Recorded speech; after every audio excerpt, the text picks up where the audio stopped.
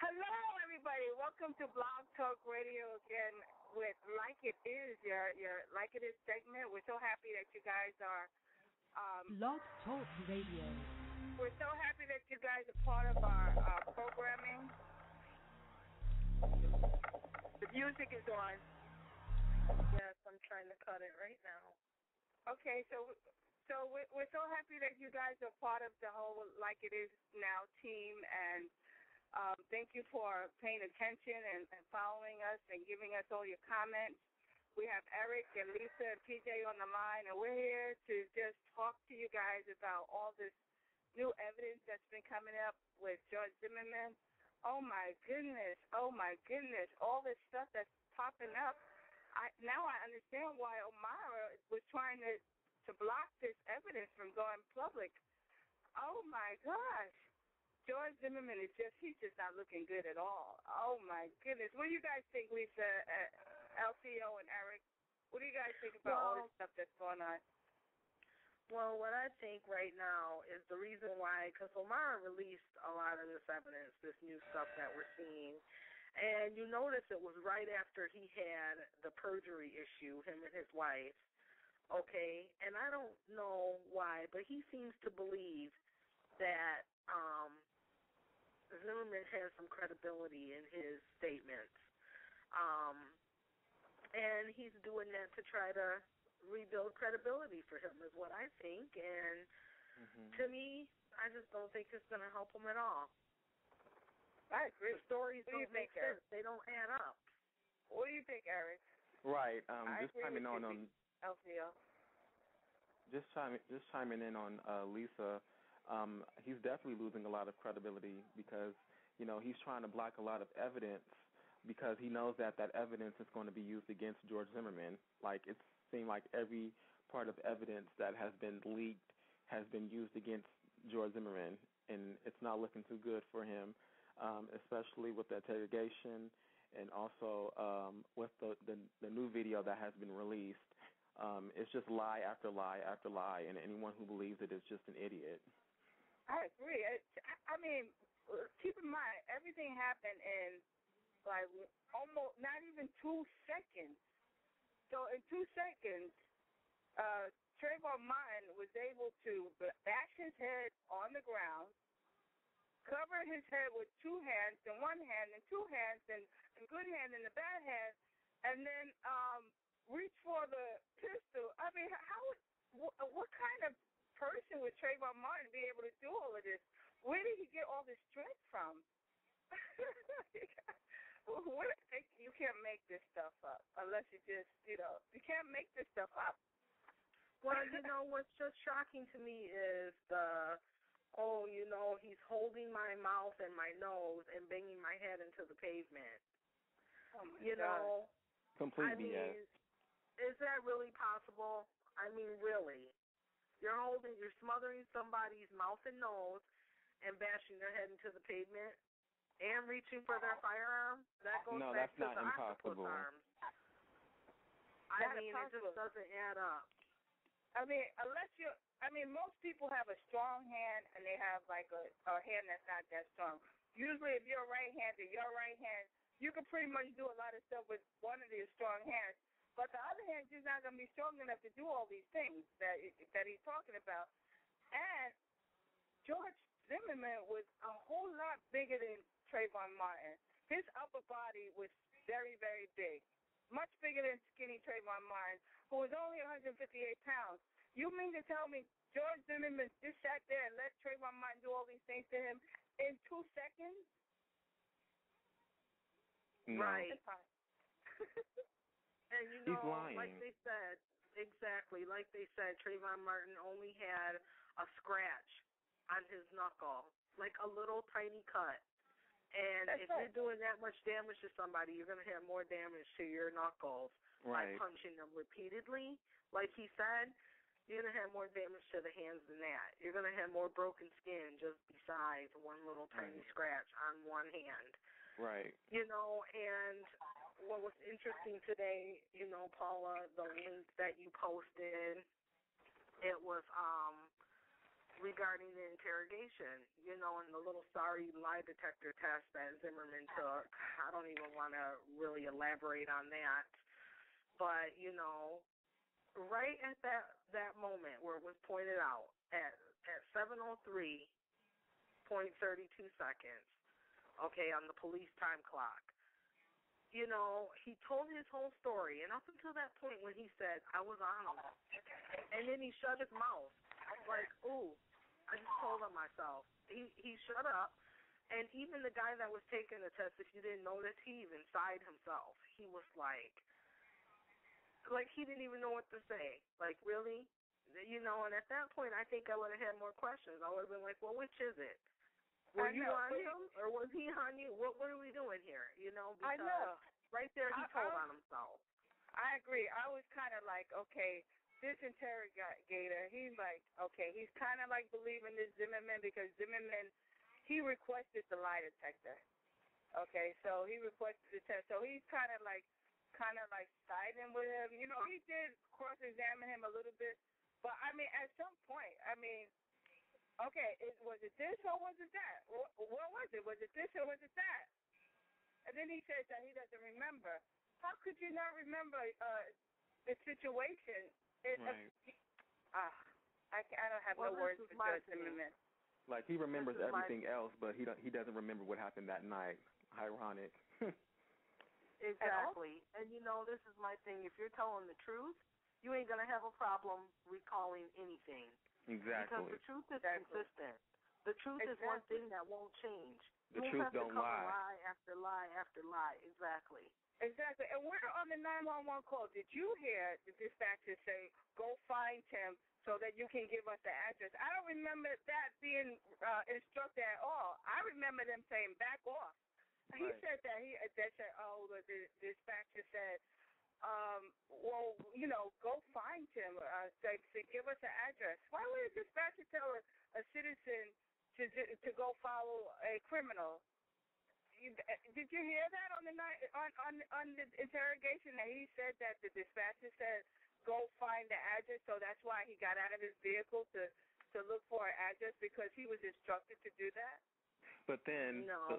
but then, why would he want to look for an address when he said that Trayvon Martin was harassing him and beating him down? So why would you go follow somebody to go get their address if you feel like you was that threatened? So that's a lie right there. Exactly. I mean, right. I can see through the lie. The dispatcher is going to want to keep you out of harm's way. That's why they tell you do not pursue a perpetrator or for any reason. Exactly, you know? Sir. We do not need you following him. That's what they said. Right. Back off is what they were saying, not go or get out of your vehicle. And I don't even remember. Maybe I got to listen to it again, because I don't remember on a 911 call when they said, is this your address or is this where you are? And he said, no, this isn't my address. This is where I am. And he said that they said, well, then go find out where he is. So he went to find out where he is. Where did he come up with this line of thought? Because I didn't get any of that on that 911 call. Marco Phony. Well, obviously he has a problem with knowing that things are recorded when things are unfolding in a nature, such as 911 calls and jail calls. You know, all of that stuff is recorded, okay, and will be used against you. Mm-hmm. You're darn too, and they will be used against you. What was it that you wanted to talk about? You said you had mentioned earlier that you wanted to talk more about, in detail, about some parts of the evidence. What was it that you were referring to, Lesa? Well, you know, I was just referring to, you know, how I just noticed how at that moment, that last part of the interrogation, where he told on himself, basically, I was on him. Yeah. And you can feel the tension in that room through the computer. I mean, you could have cut it like a knife. Yes. And because he did not mean to say that. I know. He was not meaning to tell on himself. No. And I could feel that. When he said that, I was like, there's the truth right there. Because the guy even says, how could you even get your arm up? There's no space between you. You can't get your arm up like that to shoot somebody in the heart. More than likely, he was over that boy. He told the truth. That's what he said. He was on him. And virtually, that was almost the end of that session, because then, like a phone rings, and then they kind of like ended after that. Almost. You know what? I wanted to talk about that. Did you notice that when he told on himself, that phone rang? Yeah. Right at that moment, that phone rang. You know, and I've been hearing a lot of our listeners and a lot of our bloggers talking about Trayvon's going to speak from the grave. Yep, and there that bell went off. That bell went off. And did you notice at the end of that interrogation, when the gentleman was packing up his briefcase, how he just stopped and paused and just stood there for a minute, just pondering over everything that he had just heard? Did you notice that? He stopped and stood there for a while. Yeah. Just looking at nothing, just looking. You know what I think he was looking God. at? He was looking at the fact that George Zimmerman was lying throughout the whole thing. He can analyze that and see that it was all lies. Mm-hmm. Okay, Thank you, Paula, because this is the thing. These people are not stupid, okay? These people are trained professionals that deal with this on a daily basis, okay? They're smart. They know the ins and outs, okay? They know. They know. You cannot get around that. No way. Eric, you had mentioned earlier that you wanted to talk a little bit about the firing of Chief Bill Lee. What was that? Oh, okay. So basically yesterday, reports were basically saying that Chief Bill Lee had been fired, and that was a really stepping point because, you know, he messed up this whole case from the beginning. If there's anyone to blame besides George Zimmerman, it would have to be Bill and the Sanford Police Department, because they really did a sloppy job of handling it. And, you know, it was lack of professionalism, and it was also tacky. You know, they know in their heart that if a person had killed their child, they know that they would not have waited 45 days to arrest somebody. You know, that was really unheard of, and, you know, that really sparked a lot of controversy. Besides the killing of Trayvon Martin, was that taking so long to arrest a person. So that was really good news, and, you know, and I also feel like the Sanford Police Department should also have some firing done, because I believe that they're not really doing a great job, and I feel like they're just following his footsteps. So. I agree. I totally agree with that. And also, who knows what that relationship with the Sanford Police Department. Well, we know that there was a relationship with George Zimmerman in the Sanford Police Department, because we saw that video where he's walking around that place like it was his backyard. Like, you know, he's been there so many times. He knows where to go upstairs. Nobody has to tell him. He probably been there so he can get training. What downstairs is. He was walking around there like he's been in there numerous times. Like he felt too comfortable with those fake bandages on the back of his head. That place.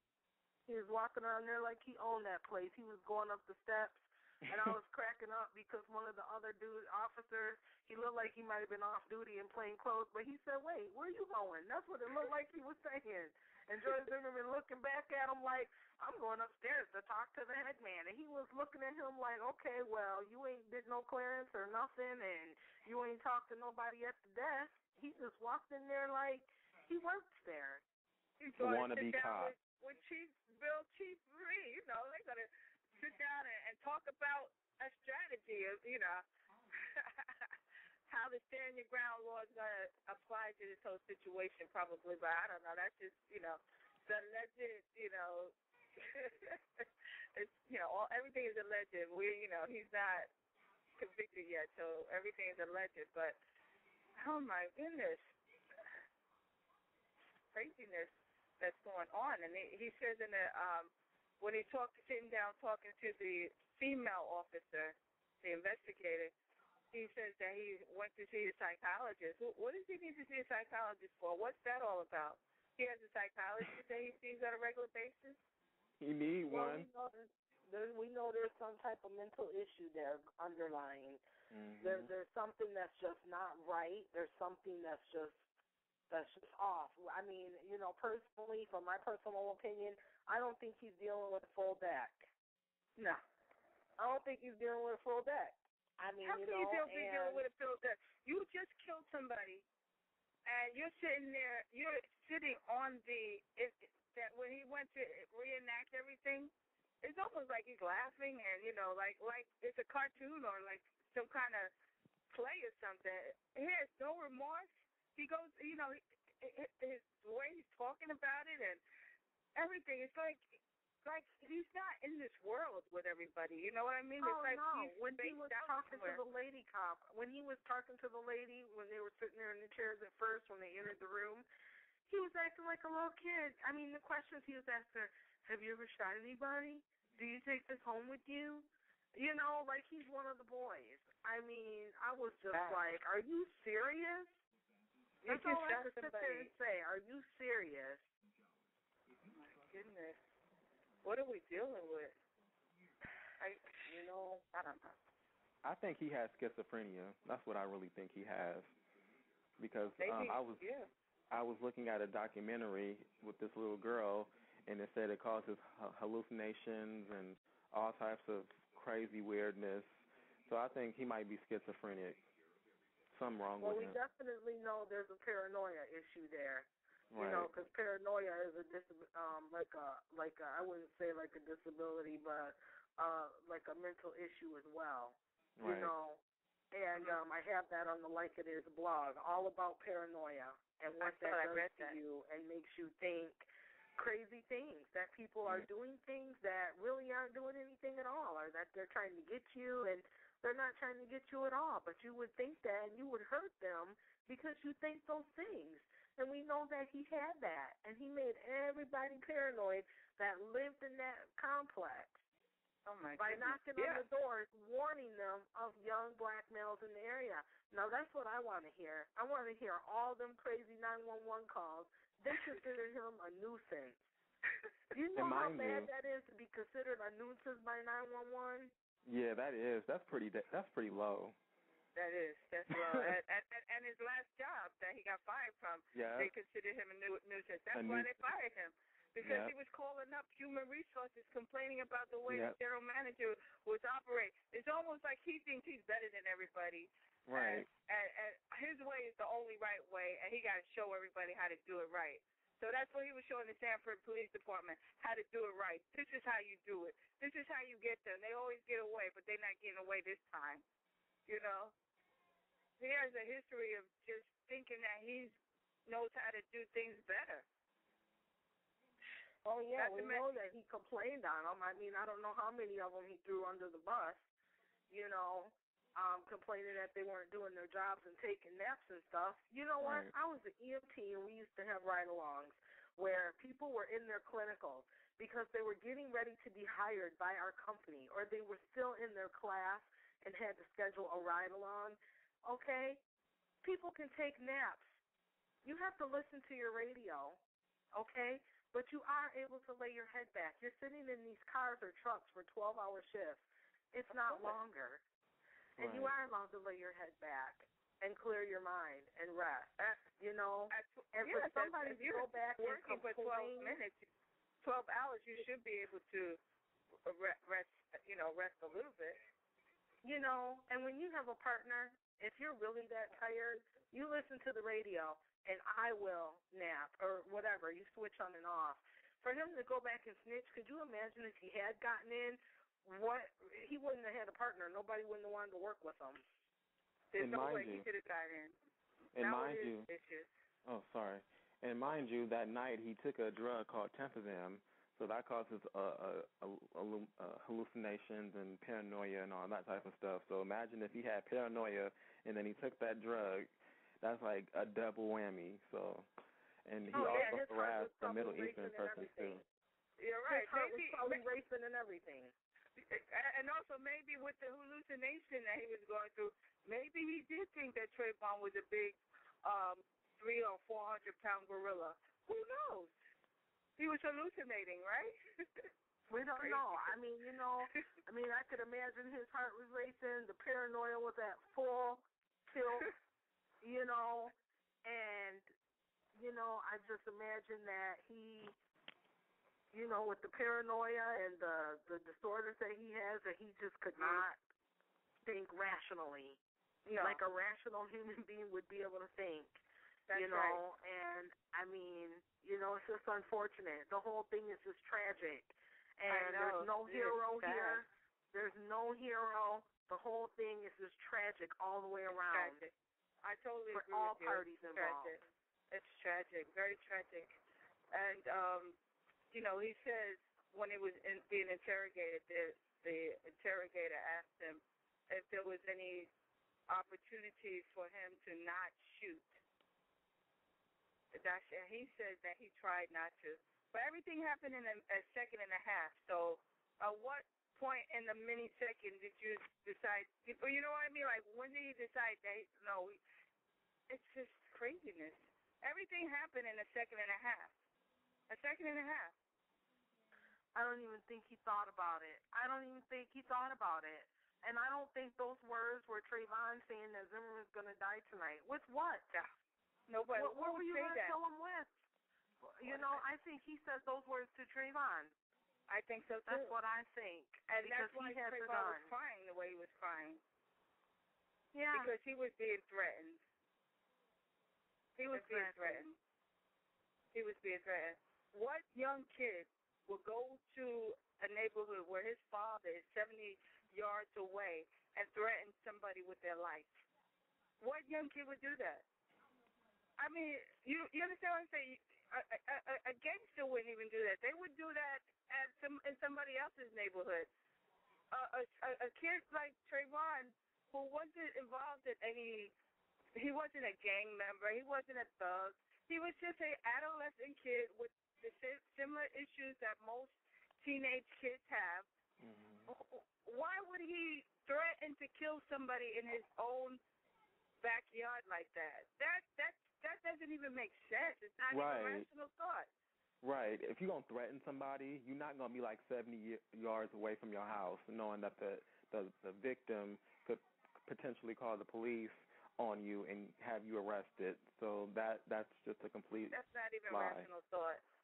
And everybody's saying that he's a thug. You know who thugs are? I looked at this video earlier today with these young kids on the bus bullying this older lady who was a bus monitor. Now, those are thugs. Okay, those are thugs. He needs to come to Richmond and Oakland and see what a thug is. He wouldn't even last in the Bay Area with his scary behind. So he don't know nothing about no thug. I wanted to get my hands on one of those kids. They needed a spanking. They needed a good whooping. That's what them kids needed. And that's the problem today. You're right. That's the problem today. Kids are spoiled. They have too much freedom. They have too much time on their hands. And you know what? They're going to get what they deserve. One of the families, and I feel bad kind of for, the families that were innocent in this because their kids decided to act a fool. One of the fathers mentioned today they're getting death threats because their address was posted on the Internet. And you know what? People have sent her over $100,000. She got promises of $150,000 because of that. Those things the kids were saying, now that was thuggish. That was just cruel, the things that they said to her. That was just cruel. But they were the typical teenagers also. And Trayvon Martin was a typical teenager. He wasn't perfect. Yeah, he got on school buses and he did things that were not, They said that wasn't true. When he was accused of swinging that. He didn't smack it. I heard that that wasn't true. That was false. That was something that the right-wing, conservatives made up to make him look bad. Right. Oh yeah, they're vilifying this poor young man so terribly. I mean, the pictures of him that have surfaced that aren't true. Right. People photoshopping fingers in with his middle finger up. And it's not even the skin complexion is off. Yeah, the hands are too big. Right. So you look at the big old long fingernail on there. looking like Uncle Ray Ray's hand. They don't even look like a young teenager's hand. Personally, they don't even look like men's hands. They look like, people are crazy. It looks like a grown 40-year-old man's hand. That's what them hands look like. With a suntan on it, right? Put some suntan. Terrible. And yet Facebook continues to allow it. I know. I don't know why they are allowing that. Because clearly those are not his hands. Because I saw the actual picture, and he's not doing anything with his hands in the actual picture. His hands aren't even shown in the actual picture. Right. Okay. I'll tell you, I don't know why Facebook is allowing that, but they won't allow reality. Like the one that they took down of yours that you posted with the bag of drugs. Pills. I mean, medicine. That was the actual news report. Right. I think somebody working on the under for Facebook. I think Facebook needs to be reevaluated because I think somebody that's a George Zimmerman supporter is supporting these pages because that's not right. It's not right. Okay. All right, guys. We're approaching 10:30 here. We have callers on the line that we're going to want to speak to. We're going to take a short break, and we'll be back, and we'll take some of your calls. Wonderful. Want to put some music on? Yeah.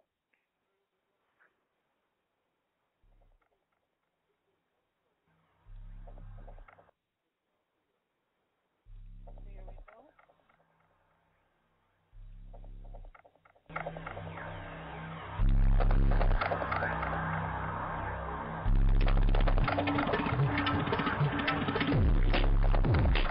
You guys there? Wonderful. Yeah. That was nice. Nice break. Okay, so now how do I put the callers on hold that are still listening to the program? You can just have them. You can put them all on the same way you put us on. You can put them all on. So they can't hear us right now? Yes, they hear everything. They all hear us right now.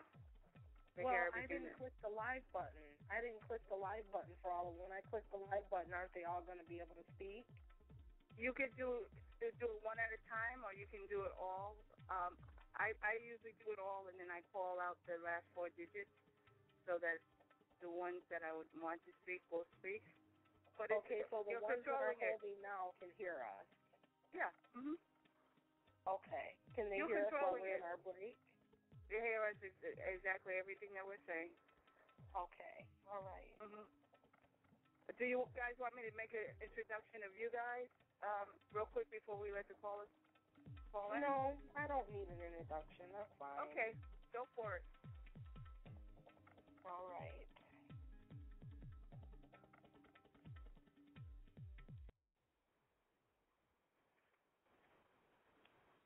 Okay, hello, caller from the 240 area code. Go ahead. Hi, I'm Sheila, and Hi, Sheila. I looked at how you doing, and Good, how are you? Fine. And I watched the video today of the interrogation, and I see where Zimmerman still cannot follow authority because when the policeman got up to go out for a minute, he told him that he can get some water or go to the bathroom, and when he finished, to come back into the room. And I noticed that when they both left out, Zimmerman came back about 4 minutes later. He opened the door, and he didn't see nobody in there, so he closed the door back and waited out for the policeman to come in with him. I thought that was real odd, maybe because he didn't want to be seen on the camera. He was too coward to be seen on the camera, just sitting there. That could be a possibility, because that's an awkward moment. That's an awkward moment. Because I know after he told on himself and realized that he did, he probably wanted to just put his head down in his hand. Exactly, but what I don't understand, even in the reenactment video he kept saying, he kept punching me and punching me. Okay, if he got punched as many times as he said Trayvon punched him, by the next day he will have bruises on his face. I'm pretty sure his body will be bruised up. You know, even though so far they haven't showed any pictures of his, you know, his body other than, you know, showing his head and the scratch by his nose. You know what I'm saying? Right. Right. And I just I just don't see how these people are, you know, his believers are believing all this stuff, even though all the evidence most of the evidence that came out is proving that he keeps changing his testimony. Sheila, that's what I had read. I'm sorry. Oh, sorry. Sheila, the only reason why they don't want to believe it is because simply Trayvon Martin is not a white child. If Trayvon Martin was a white child, best and believe that the supporters of George Zimmerman would not be supporting him. The only reason why they're supporting George Zimmerman is because Trayvon is a black man, and they don't see anything wrong with that. They just think it's normal. Exactly. And another thing is with the bank statements that they showed, you know, with them buying a house on money that's supposed to be spent for his defense, and he doesn't. I mean, it's like him and his wife feel like they hit the lottery. You know, they just in amazement. We're gonna have a great life. I bet y'all want. I bet they want their money now. Right, living it up. They was ready to live it up and punch out and check out with that money, and that was their plan, and they just weren't smart enough to execute it. Sheila, thank you so much. We're going to catch some other calls. You're welcome to stay on and continue to listen. Thank you.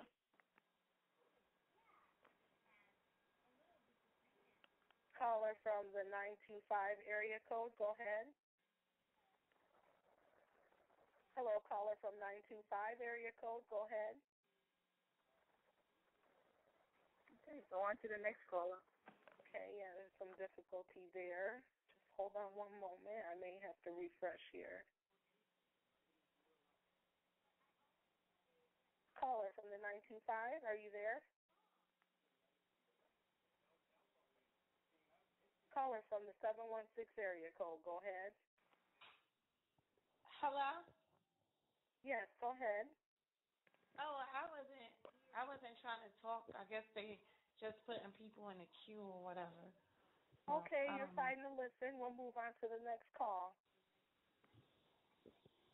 Caller from the 502 area code, go ahead. Hello? Yes. Hi, John. Go ahead, caller from the 502 area code. This is Like It Is. Does it seem like he's making stuff up as he goes along? Yeah, there's a lot of shenanigans going on. I mean, you know, when you tell a lie, it's hard to keep them lies straight. It's hard to remember what you said, you know, to the last person. And, you know, it's hard to go back and try to figure all that out, what you done said. And he says Trayvon jumped behind the bush, from behind the bush and attacked him. I ain't had nothing. Hello? Yeah, I'm listening to you. But why would he do that? This is Kelly from last week, right? Yes. Hi, Kelly. How you doing? Fine. You always come in with some good insights. How would he claims Trayvon jumped from behind the bush and attacked him? But why would Trayvon do that? He had no way of knowing Zimmerman was going to come back that way. So, lie. Is Trayvon psychic? I don't think so. It's true. Right. Why would Trayvon Martin hide behind the bush when he was only 70 yards away from his house? Why would he just go home? And he claims Trayvon sat up and said, "Okay, you got me," and was struggling around and saying and called him the F word. Well, with two collapsed lungs, you're not going to be able to do that. Exactly. This sounds like a movie to me. When your lung collapsed, that's it. It's done. If he didn't die instantly, he was already unconscious. Right. So by the time when that bullet entered his chest, he was done. He wouldn't be able to say or do anything. You can't make this stuff up, but I guess you can if you're dumb. And desperate. Okay. And need to stay relevant. Right. Let's see.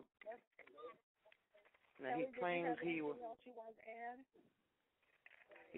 He claims he was walking,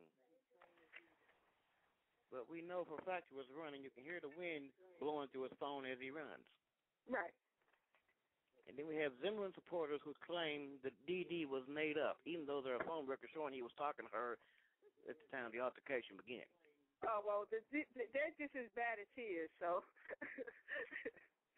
they're liable to say anything, just like he's liable to say anything. And they're ignoring that intermediate range, because I looked it up, means 1 foot to 3.5 feet away from the barrel of the gun.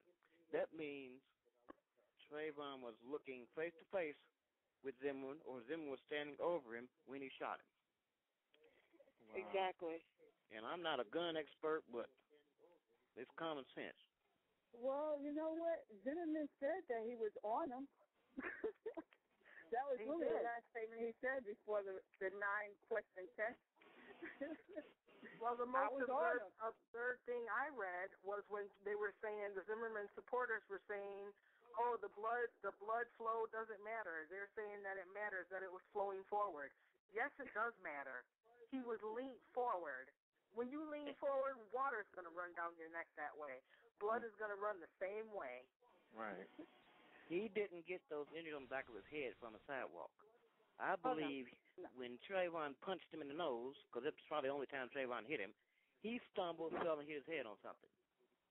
I don't even know if Trayvon even got a chance to hit him, to be honest with you. I think that's a lie, too. Because if he had a bloody, well, I don't know. He did have a bloody nose, but... He has a scratch on his nose.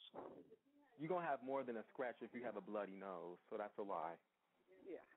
Now, see, he claims his nose was broken and had 2 black eyes, but at the police station, there are no black eyes, and it's obvious his nose is not broken. And I have a friend who's a nurse. I've talked to her about that, and she's seen plenty of broken noses. Exactly. George, give it up. Just confess already. You're lying. We know you're lying. Just give it up. Just give it up. I believe that before his trial starts, somebody's going to try for a plea bargain. Shelley, she's naive already, so she's already a wink. So she's gonna take that plea bargain to save her nurse. Shelley, why don't you enlighten us on what was the nurse's comments about the broken nose? Well, she's an emergency room nurse. Mm-hmm. She says if his nose had been broken, it would have been crooked or smashed in or misshapen. Because that's what happens when you break a nose. Because you can't set a nose like you do a leg or an arm. When they heal, they do not heal. They do not look the way they used to look once they're healed. Well, you know, with the medical report, if you really read the medical report, the medical report doesn't say that these are the injuries that he had. They said these are the likely injuries that will result if you had a bloody nose. They didn't say that that's what he had. They said this is what normally happens when you have a bloody nose and you have these type of injuries. So he never said that Zimmerman had these injuries. I read that very clearly. And and also, if Trayvon was brutally beating him, you don't come away unscathed when you're beating somebody up. I've been to a few fights when I was Trayvon's age, lost everyone.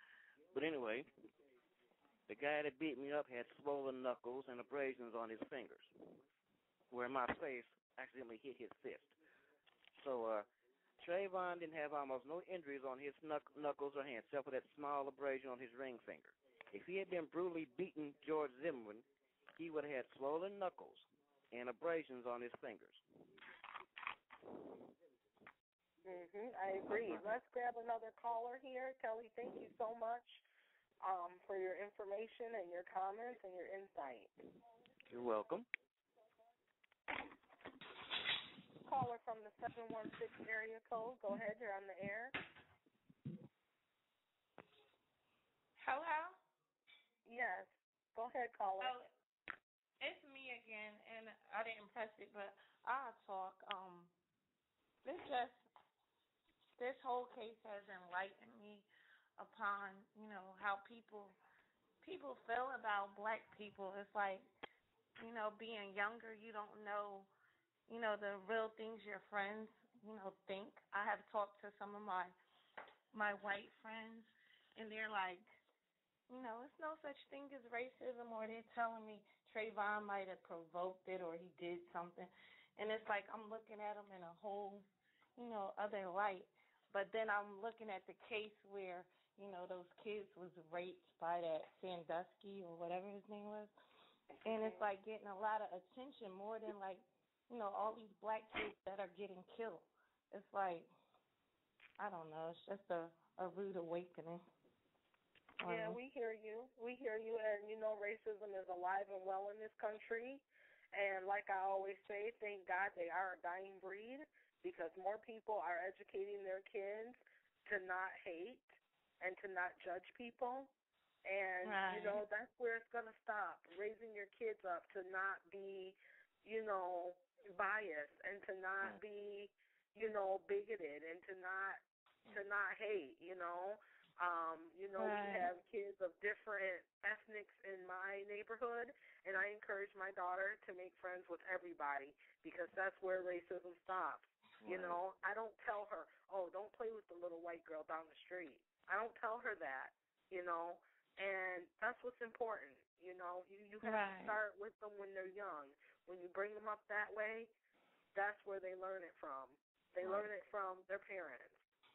Yeah, something. Thank you for bringing that up. And this is kind of off topic of what you were talking about, but it's we living in a double standard right now, because the same way you would teach your children to play with everybody and don't look at color and just see the individual, you would also teach your child that if somebody's stalking you and somebody's following you, you have to be able to defend yourself. Right. Okay? Right. So we're living in a double standard right now, which is just not sitting too well with me. Also, I want to chime in. I just want to say you need to tell your friends that they're kind of naive, because racism is alive in all races. And like Lesa said, racism starts at home. So, if you're taught a certain way to, not play with a certain person because they have darker skin or they have, kinky hair or whatever, then, that's how people are going to act when they get older. And that's how George Zimmerman is. His father taught him not to play with black males or not to be around them because they're thugs or whatever. And that's how he interpreted that. And as he got older, that's how it played out. And now we have a young man that's dead. And, we need to stop teaching our children hate. We need to stop teaching our children not to play with certain races. And, racism is in all races. And, there's good and bad in all races. So, we just need to embrace each other and love each other and stick up for what's right and stand up for what's right. Because if we don't stand up for what's right, then nothing changes. All right. That's right, exactly. Thank you so much for commenting and speaking to us. I'm going to try to grab another caller here. Just one moment. Caller from the 843 area code. You're on the air with Like It Is. Hi, this is Aja, Politics and News, and I caught you all having a show this evening. And I wanted to make, thank you, I wanted to make a few points. One of them is in the police interrogation. When they asked what made Trayvon suspicious to George Zimmerman, it was very telling to me the moment George Zimmerman goes directly to the break-ins that have previously been happening in the area, and he profiled that to be young black men, which leads me to the point that's where they get the profiling. But also in one of the police reports that I read, the gun was neatly tucked inside the waistband underneath the neatly tucked shirt and jacket that he was wearing when the police asked about the gun. So how can he take that gun, shoot Trayvon, and then neatly put it into a neatly tucked shirt underneath his jacket after he shoots Trayvon, which leads me to believe, like I've always felt along the beginning, the gun had to be in his hand. I do believe there was a struggle, but I believe it had to be that he approached Trayvon. He had an agenda. The moment I listened to the 911 tapes, and the police told him to stop following, I heard him go get back in his car. But it sounded, if you enhance that sound of the whole 911 tape, it sounds like he's driving again. And it sounds like he's in a rush at the end to get the police off the phone whenever they want to set a meeting point with him. He's like, they got my number, blah, blah, blah. He's in a hurry to get off the phone because it sounds to me like Trayvon has left his site during the conversation. He's put the car back into gear, driving around. He's spotting him again. He knows the police is coming. There's a time limit here for him to do, in my opinion. If it wasn't Trayvon that night, it would have been another black man to send a message. They profiled him. They profiled him to be the break-ins being done by young black men. They're not getting any convictions, so they decided what they're going to do. And when I say they, Frank Taffy plays a large role. I'm not sure if it was your website or another one on the Facebook page that I read the address that goes to Frank Taffy to where George Zimmerman was. Frank Taffy was, my understanding, really into the meetings, the neighborhood watch meetings. And I just wonder if George Zimmerman, in his mind, hadn't decided that he was just going to kill the next young black person that he thought he could get away with to send a message. Come here to rob us, you die. And I believe that he profiled Trayvon to be one of those, and he got it wrong. He got it completely wrong. I agree. And I consider this to be premeditated murder. And I see no reason why the prosecution couldn't prove it based on all the statements on the addresses, listening to those 911 tapes. And I believe, while we're getting upset right now, if the FBI has been involved, they've got this, and that's why they brought second-degree murder charges. They didn't believe they could get first. But I believe when we finally make it to trial here, what the FBI came up with, if they could come up with the sounding that we came up with on our own computer, and listen to the 911 call. Well, not the 911. My understanding, he had the private number to call a police officer's direct line that a lot of neighborhood watches have. So this tells me this is premeditated murder. And if it wasn't Trayvon, unfortunately it was, but if it wasn't, it would have been another man to send a message. And I'm white. Amen. And I have a mixed grandchild. And I will tell you, racism, they're like, he can't be racist because he's Mexican or Hispanic background.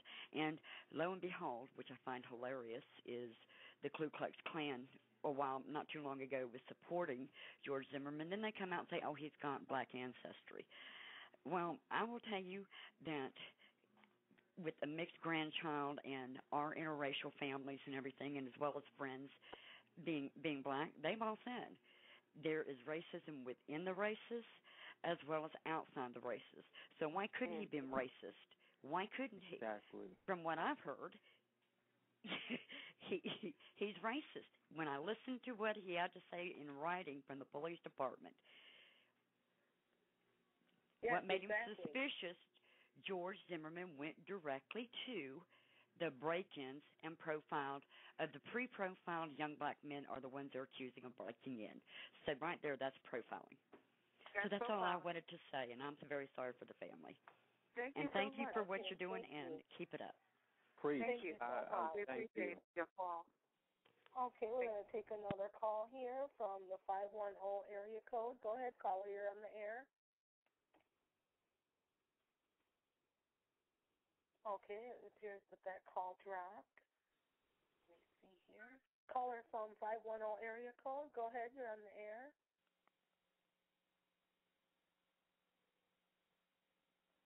Okay, and we'll go on to the next one here. We have a caller from the 925 area code. Go ahead, you're on the air.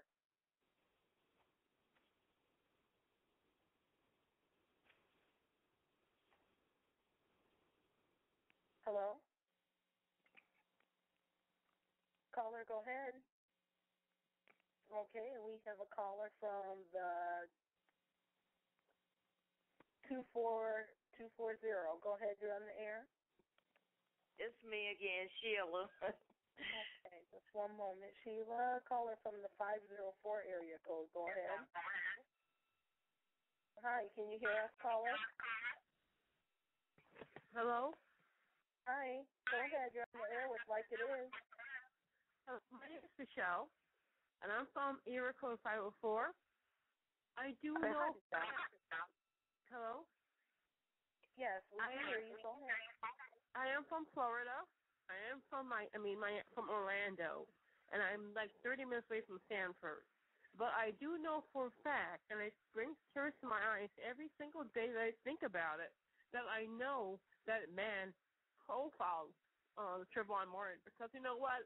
The guys told him to stay inside their car, don't follow him. He had an agenda. He just wanted to basically kill a nigga. That's what he wanted to do. He wanted to kill a nigga. And he felt like he can get away with it because he's like so-called white, and because Sanford, where he lives at, close to Lake Mary, is a white neighborhood. And so he wanted to kill a nigga, and that's what he did. But guess what? When I go back to Florida to visit, I'm going to take my husband's gun. If I see him, guess what? I'm going to stand my ground, and I'm going to shoot him. He better not come inside my path because I'm black and my kids are black. And so guess what? If I see him, I'm going to stand my ground. I understand this case has brought a lot of emotions, a lot of strong emotions, and, you know, I'm sorry that, you know, it's affected you in such a way to make you so angry to want to hurt him, but we know that that's not the answer. And right now at this point, we need to have faith in our judicial system that they're going to handle him appropriately. Also, I want to chime in. I'm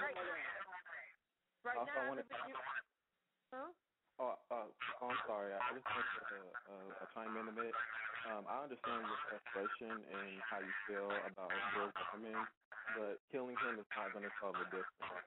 Just let him rot to jail, and just have faith and pray and continue to sign those petitions, continue to like the pages, continue to get involved as much as you can, because that's just ultimately going to work, you know, and we will see if justice is served. And if justice is not served, then it's up to us to remain peaceful and to also stand up and make a difference. I understand what you're saying. Somebody like a little echo in the back. I don't know if you guys hear an echo when I want to do that. But to chime in on what you guys are saying, I don't know if you have any faith in any religious faith or spiritual faith, and I don't like to bring religion into this, but I do believe in karma, and I believe that what comes around goes around. So you do everything positive and you do everything right in your life. He's going to get his, whether it's going to be in this world or the next, whether it's going to be today or tomorrow, he is definitely going to get his, because what comes around goes around, and the universe doesn't forget anything. God will take care of it. I will assure you that. I understand that, but I was just saying, it's like if I'm like walking with my 3 daughters down the street and he comes upon me, you know what? Guess what? Stand your ground. I understand. You know, if I'm walking down the street, if I'm walking in Sanford, or if I'm walking in Mount Dora, and if I happen to see him, and I have my 3 daughters with me, and I have my husband's gun, I'm going to stand my ground. Always stand your ground. Yes, ma'am. We understand. My daughters, my grandbabies with me, I'm going to stand my ground. All right. Thank you and good night. Thank you so much for calling. Okay, and we're going to take another call here. Caller from the 925 area code. Go ahead. Hello, caller from the 925 area code. Can you hear me? You're on the air with Like It Is.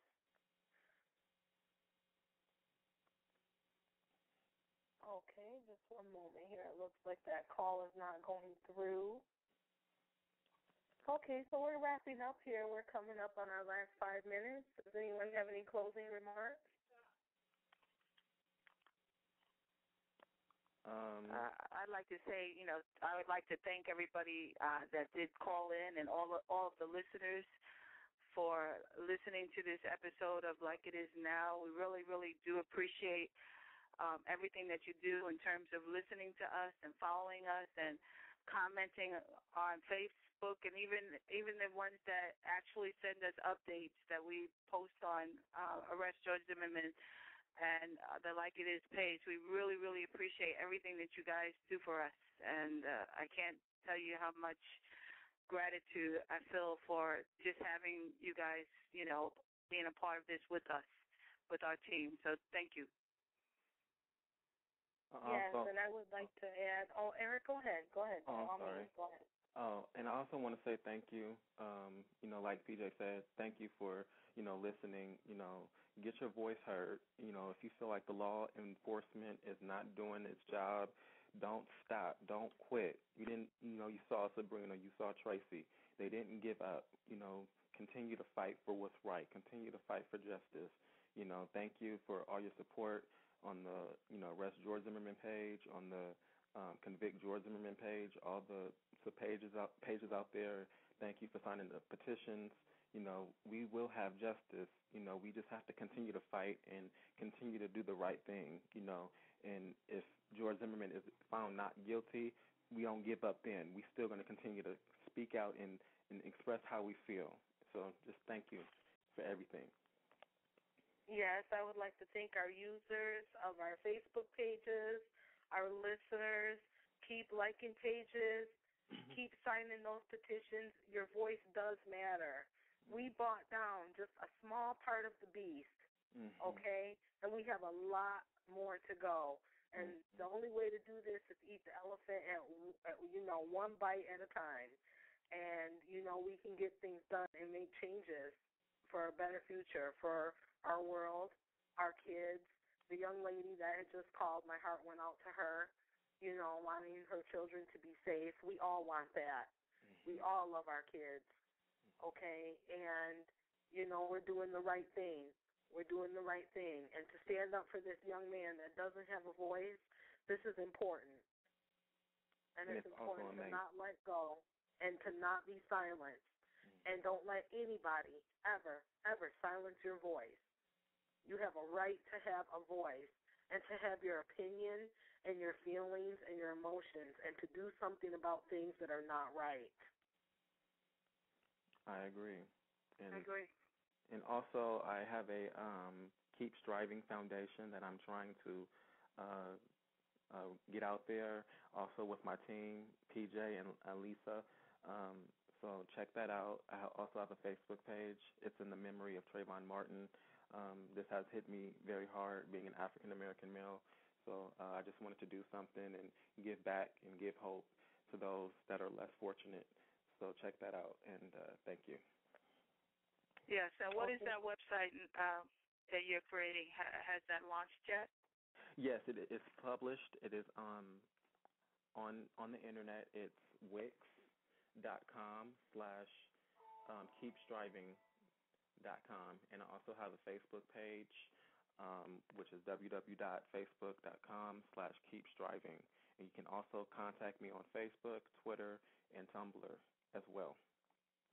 Thank you. Don't forget to continue to follow us on Twitter, Like It Is Now Twitter page, as well as our Like It Is Facebook page, Like It Is Now Facebook page. Please like us. And also go to our website, which is www.likeitisnow.weebly.com. And we will see you at the same time next week. Thank you. Thank you, everybody. Goodbye. Thank you.